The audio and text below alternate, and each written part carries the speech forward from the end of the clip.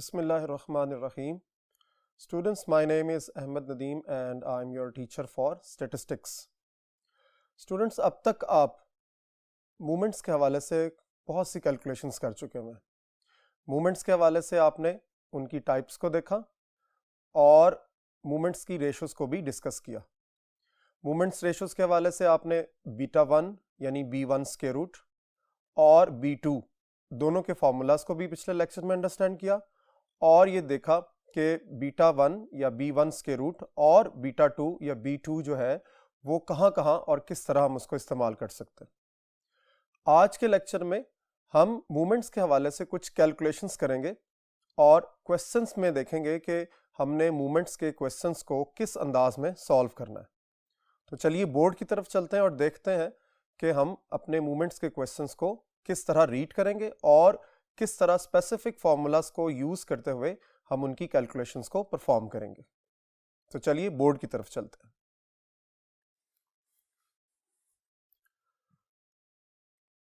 देखिए practice questions session है। Question number 1 हम इसको सॉल्व करने लगे। Calculate first 4 movements about mean. Question की स्टेटमेंट को अंडरस्टैंड करना है आपने कि फर्स्ट 4 मूवमेंट्स हैं जी, फर्स्ट 4 मूवमेंट्स अबाउट मीन, ये दूसरा इंपॉर्टेंट वर्ड है इसके अंदर, यानी 4 मूवमेंट्स तो कैलकुलेट करने हैं लेकिन किसके हवाले से, अबाउट मीन, यानी मीन के फर्स्ट 4 मूवमेंट्स अब आपने यहां पर कैलकुलेट करने। From the following set of examination marks, और कुछ इसमें वैल्यूज दी हुई हैं। ठीक है, कौन कौन सी हैं जी?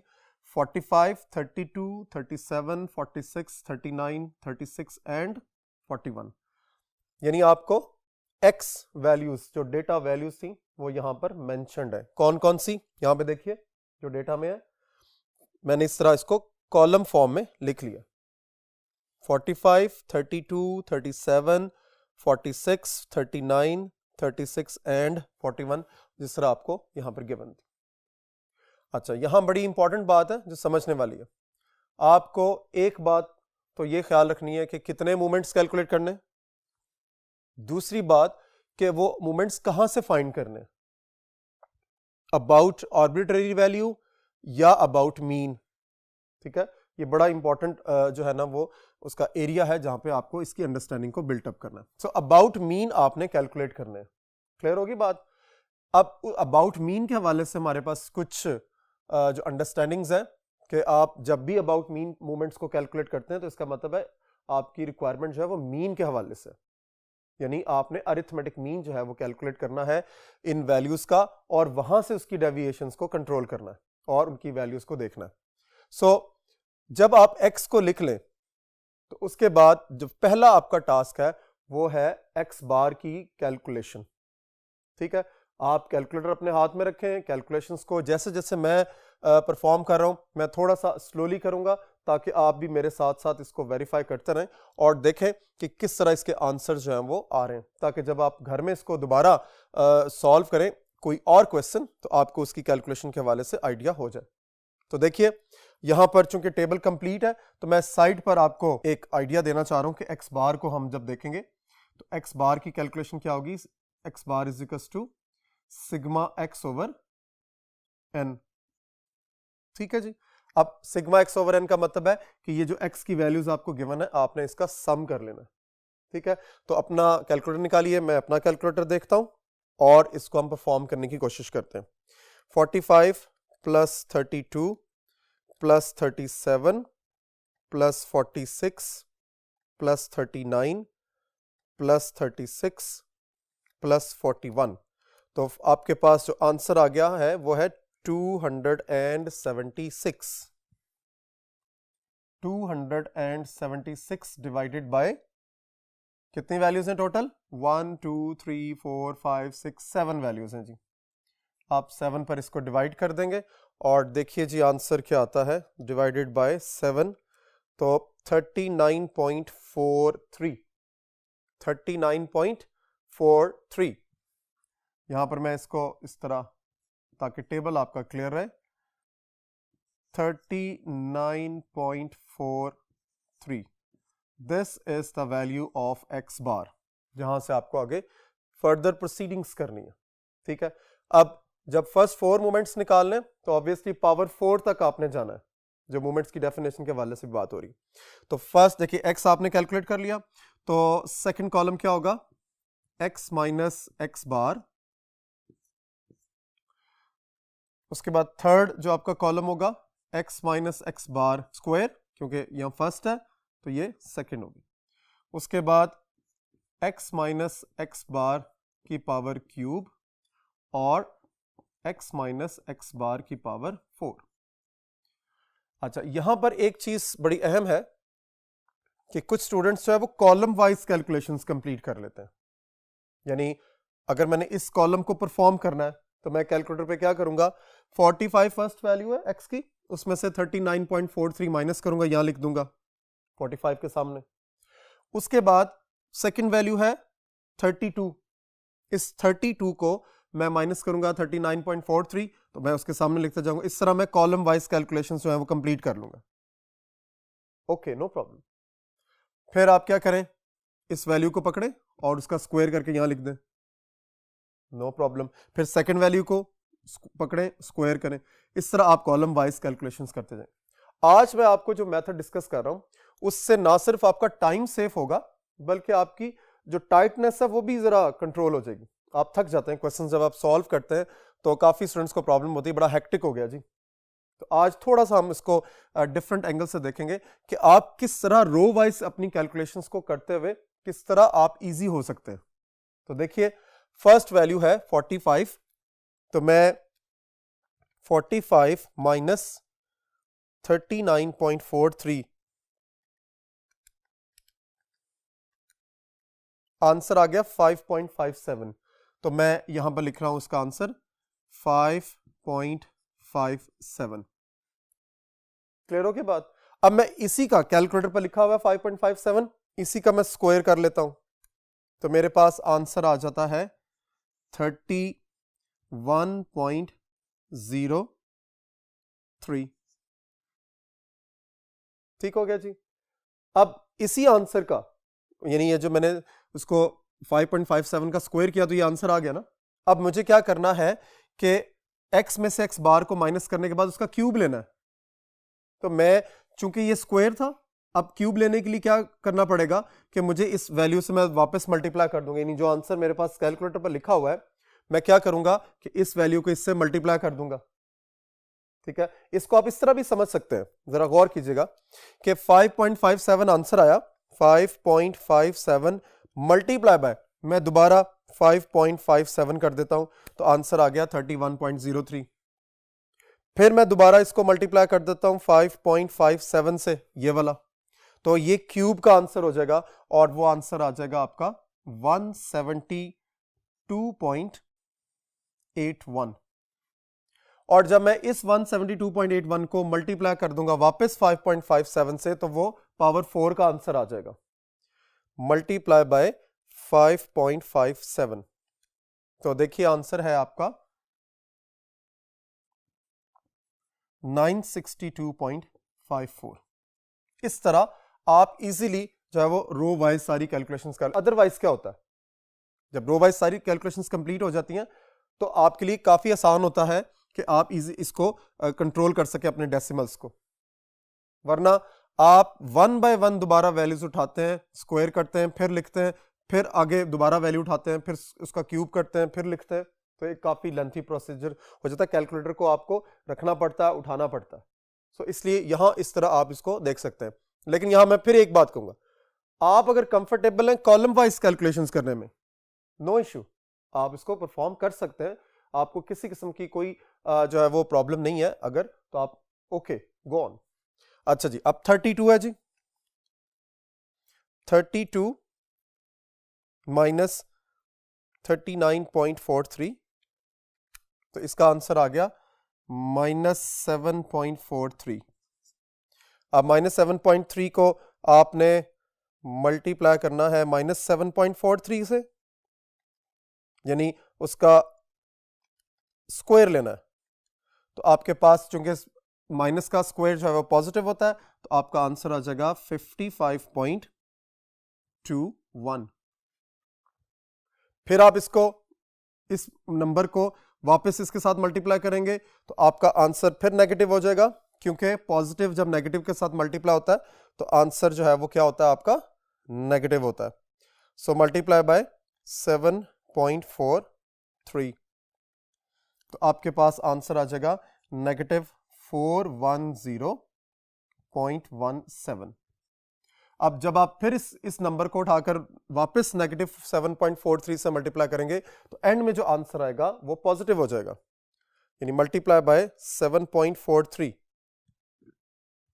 आंसर आपके पास आ जाएगा पॉजिटिव 3047.58। ठीक है जी। अब इसी तरह आप रो वाइज या कॉलम वाइज कैलकुलेशंस को कंप्लीट करते रहेंगे। देखिए 37 माइनस 39.43 आपके पास आ गया जी -2.43, इसको मल्टीप्लाई कर देना है 2.43 से तो प्लस हो जाएगा 5.90, फिर मल्टीप्लाई करेंगे 2.43 से माइनस, यानी इसका जो आंसर आ रहा है -2.43 से मल्टीप्लाई करेंगे, नेगेटिव आंसर होगा -14.35, वापस फिर मल्टीप्लाई करेंगे -2.43 से तो 2.43 से मल्टीप्लाई करने के बाद पॉजिटिव आपके पास क्या आ गया 34.87। ठीक होगी बात जी। इसी तरह आप कंप्लीट कर लेंगे।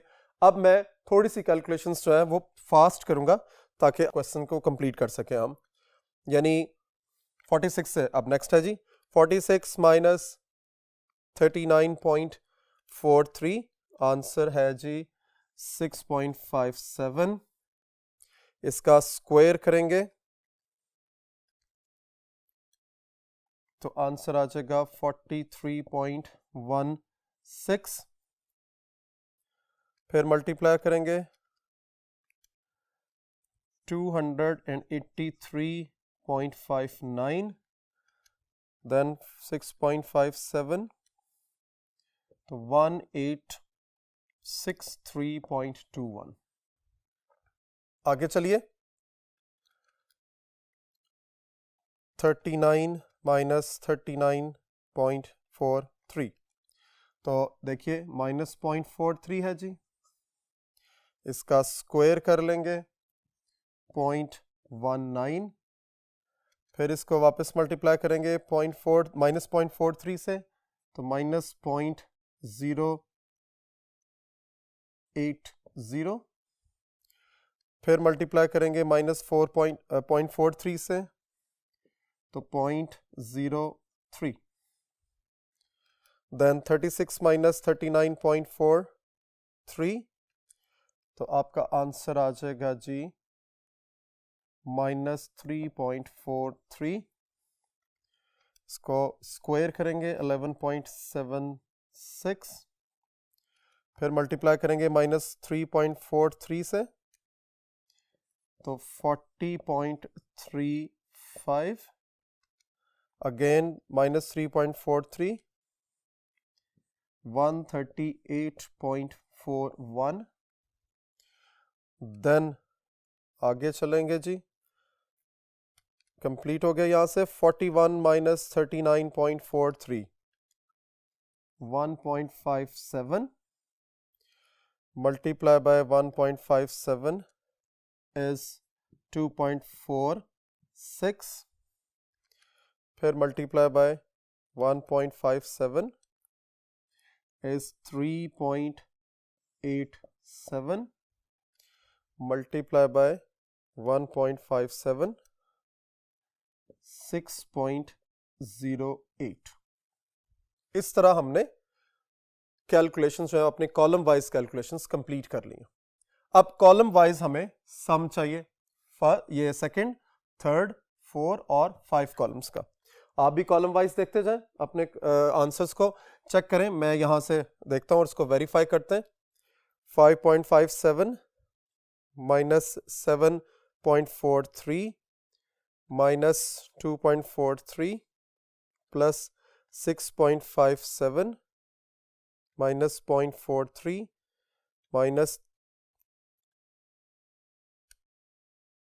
3.43 माइनस 1.57 जो एंड में है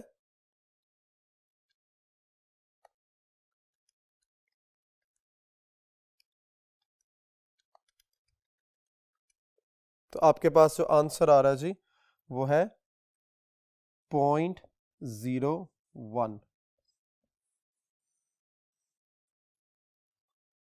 ठीक हो गया। अब फर्दर आगे चलिए, ये सारी वैल्यूज पॉजिटिव हैं। 31.03 plus 55.21 plus 5.90 plus 43.16 plus 0.19 plus 11.76 plus 2.46। तो देखिए आंसर है जी 149.71। ये दूसरे कॉलम का सम आ गया आपके पास। नाउ द थर्ड वन, इसमें भी कुछ नेगेटिव हैं कुछ पॉजिटिव वैल्यूज हैं। 172.81 माइनस 410.17 माइनस 14.35 प्लस 283.59 माइनस है क्योंकि ये देखिए वैल्यू जो एग्जिस्ट कर रही है, माइनस 0.080 प्लस 0.35 प्लस 3.87। इस तरह 76.02 इसका नेक्स्ट आंसर आ गया। आगे चलिए जी 962.54, this is 962.54 plus 3047.58 plus 34.87 plus 1863.21 plus 0.03 plus 138.41 plus 6.08। तो देखिए फाइनल आंसर 6052.72। इस तरह आपने सम्स निकाल लिए, सिग्मा एक्स माइनस एक्स बार, sigma x minus x bar square और sigma x minus x bar cube और सिग्मा एक्स माइनस एक्स बार 4 की उसकी जो पावर 4 ले ली और सम ये आ गया। आप जरा गौर कीजिए, एक बड़ी इंपॉर्टेंट बात है जो अब नेक्स्ट बोर्ड पे डिस्कस करूंगा। अब मैं इसके फॉर्मूलास लिखता हूं और इसकी वैल्यूज को सब्स्टिट्यूट करना है। यहां आपका 90% क्वेश्चन कंप्लीट हो गया। आगे चलते हैं और देखते हैं फर्दर जो है वो कैलकुलेशंस कहां तक मूव करती है नेक्स्ट बोर्ड की तरफ। जी मैं यहां फॉर्मूलास लिखने लगा हूं। First movement about mean m1 that is sigma x minus x bar over n। आप गौर कीजिए, जब हम इसको डिस्कस कर रहे थे तो हमने क्या किया था, हमने कहा था m1 is always equal to 0। Reason, sum of the deviation from arithmetic mean is always taken as 0। अगर आप इसका आंसर देखें तो इट इज 0.01। इसका मतलब है it is approximately equal to 0। Reason उसकी क्या है, याद रखिए यहां पे बड़ी इंपॉर्टेंट मैथमेटिकल आपके लिए इंफॉर्मेशन है कि आफ्टर डेसिमल्स, ये जो आपके पास आंसर आ रहे हैं मैंने आफ्टर डेसिमल 2 डिजिट्स लिए हैं। अगर आप आफ्टर डेसिमल्स डिजिट्स की तादाद बढ़ा दें तो फिर क्या होगा, आपके पास आंसर जो है वो बढ़ता चला जाएगा और ज्यादा एक्यूरेट होता जाएगा। यानी अगर मैं 4 डिजिट्स ले लूंगा तो यहां पर 0.0001 आ जाएगा। अगर मैं 6 डिजिट्स ले लूंगा तो जीरोस की तादाद आफ्टर डेसिमल बढ़ती चली जाएगी, यानी वो ऑड जीरो के क्लोज होता चला जाएगा। यानी अब आपने एक काम करना है, सब लोग जो है वो कंप्यूटराइज्ड जो है लर्निंग कर रहे हैं, तो एक्सेल आपने पढ़ा हुआ है, ठीक है। अपने अगर मैट्रिक में कंप्यूटर्स किसी ने रखा हुआ है तो एक्सेल की शीट होती है। चलें एक्सेल की शीट ना भी हो, आप अपने कैलकुलेटर पर यहां इस कैलकुलेशन को आफ्टर डेसिमल 6 डिजिट्स तक करके देखें तो आपको एंड में जो आंसर आएगा आफ्टर डेसिमल 5 डिजिट्स तक 0 नजर आएगा और वो अप्रॉक्सीमेटली ऑलमोस्ट 0 के इक्वल कंसिडर हो जाएगा। सो इसलिए यहां पर जो आपको फील हो रहा है कि ये शायद एग्जैक्ट 0 नहीं है, this is approximately equal to 0, इसको कंसिडर किया जा सकता है जब इसको आप राउंड ऑफ करते हो। Next one is m2, this is sigma x minus x bar square over n। तो देखिए इसका आंसर क्या है जी, 149.71 डिवाइडेड बाय n कितना है जी, जरा गौर से देखिए, n 1 2 3 4 5 6 7 है। अच्छा यहां पे देखिए जब आप इसको 7 पे डिवाइड करते हैं तो फिर आंसर और ज्यादा क्लोज हो जाएगा।